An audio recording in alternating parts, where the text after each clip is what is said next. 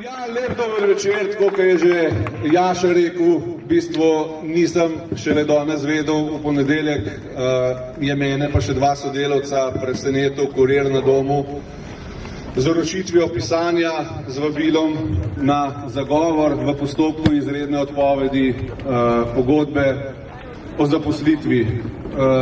Jaz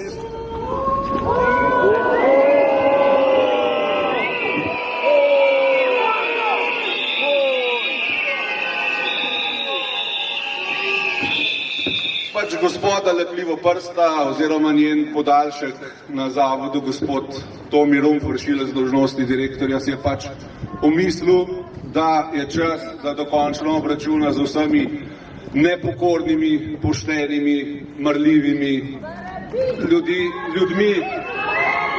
Ja, se strinjam, ja, Baraba.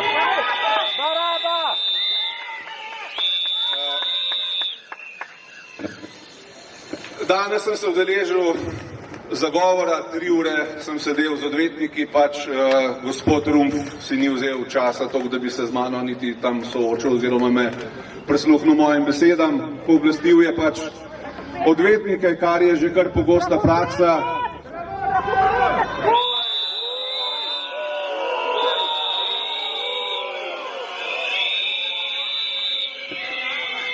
To prakso spremljamo že zadnje pol leta, v bistvu vse, kar ti ne paše oziroma česar se bojiš, zato pooblasti druge in ti ne bo na koncu nič. Tako približno po tem principu delujejo.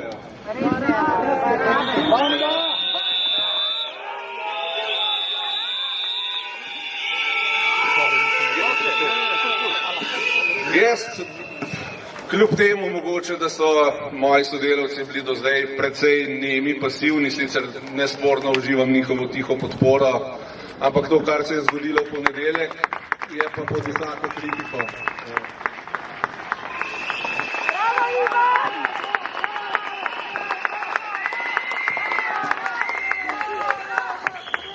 Mnogi so me prosili tudi, da naj ukrenem karkoli, naj se v tem boju ne odneham.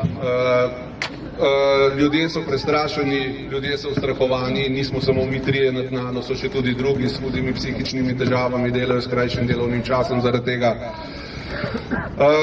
Priča smo dogodkom na zavodu, ki jih pač ne pomni nihče v zgodovini, nekateri so tam že več 10 let, 30-35 let na zavodu, ne pomenijo, da bi se karkoli takega dogajalo, kar se zdaj dogaja.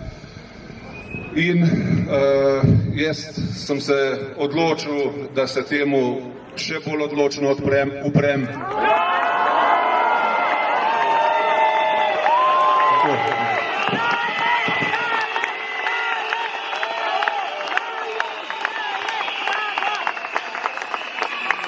Ne gre se samo za mene, ne gre se samo za gospoda Černeta, ne gre se samo za bivšega direktorja za Krajška, gre se za vse delavce. Gre za očitno ustrahovanje, neke konstrukte potegnjene iz zraka, nihče točno dobro ne ve, kaj se mu očita.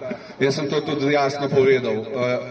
Ljudi se ne bo več poniževalo, vsaj ne v kolektivih, v katerih bom jaz delal.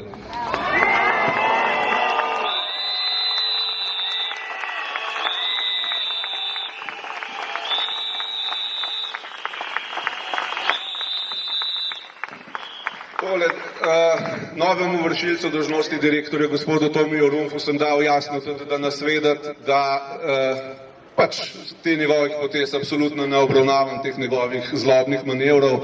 Najkrajšem možnem času sledi prijava na inšpektorat za delo in seveda tudi nova kazenska ovadba zaradi šikaniranja po 197. členu kazenskega zakonika.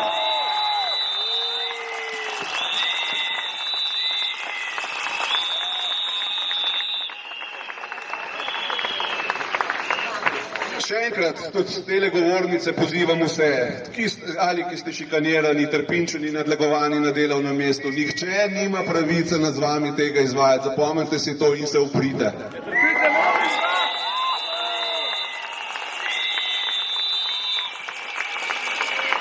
Nihče tudi nima v mojem, vašem oziroma našem imenu razmetavati z javnimi sredstvi krast, zato ker se jim je pač uspelo prilesti na neke stolčke, prestole in katerih se oklepajo, kada so prilimane na nek z najboljšim sekundnim lepilom.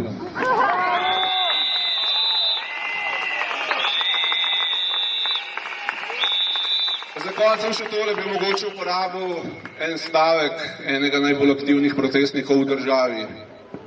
Ne obupajmo, prišli bodo časi in bomo spucali tole hišo za nami, da se bo svetila kot najčistejši laboratorij.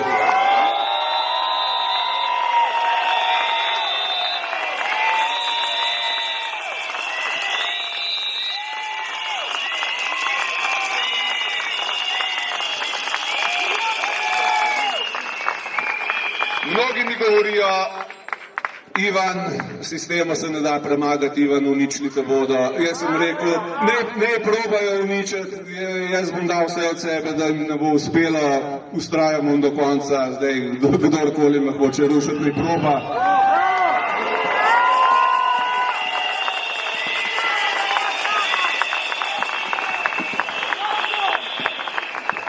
Vam tukaj prisotnim pa vsem, ki me spodbujajo od doma preko klicev, sporočil, pa tudi medijem, še enkrat hvala za vso podporo. Hvala vam, da ustrajate, ustrajamo še naprej in samo še upor!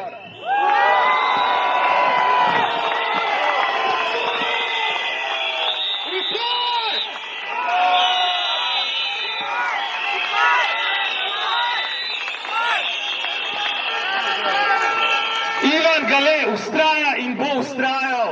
In mi vsi ustrajamo in bomo ustrajali, ne glede na breme, ne glede na ustrahovanje, ne glede na karkoli, smo tukaj vsak petek in bomo ustrajali tukaj vsak petek. In se ne bomo predali zaradi Ivana in zaradi vseh bodočih žvižgačev.